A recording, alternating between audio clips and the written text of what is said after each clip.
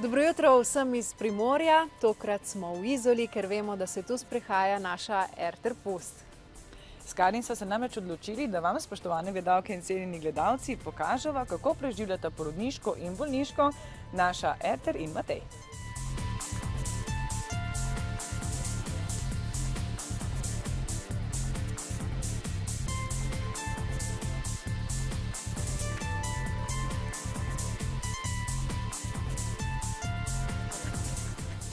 O, Erter, živjo! Živjo. Pozdravljene, kako ste? Povej nam, je to tvoj prvi jutranji ritual? Skoraj vedno, glede na to, da pač ne maram teh zaprtih 4 scen, pa grem zjutraj, dokler je še dovolj hladno oziroma osvežujoče, da se pač tudi jaz malce razgibam in seveda tudi, da ima ona še senco, je še zelo mičkena, tako da se ustavimo na plaži pa pol domov.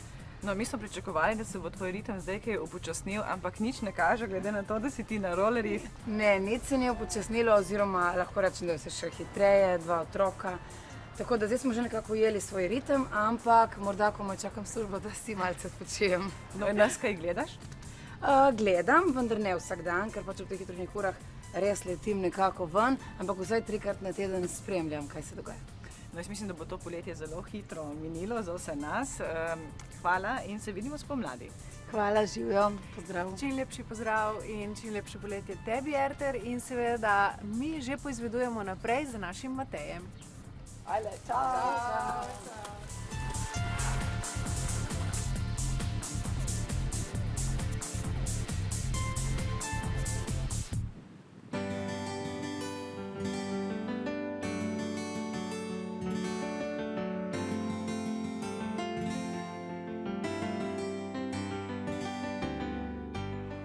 Drage gledalke in gledalci, lepo pozdravljeni. Skupaj z Vesno sva se odpravili do Mateja, glede na to, da Matej ta trenutek ne more, oziroma težje pride do nas. Pridne, tako je prav.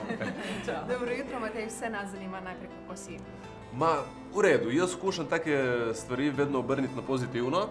In ena pozitivna stvar je, da zdaj, ko sem prisilno doma, sem lahko več časa z mojimi dekleti. Lahko spremljam nogomet od prve do zadnje tekme in uživam, včasih tudi poležavam na kavču brez slabe vesti, kar tudi ni slabo. Kako pa je z jutranjim vstajanjem? Moram povedati, da mi kar dovolijo, da zjutraj potegnem tudi kakšno uro.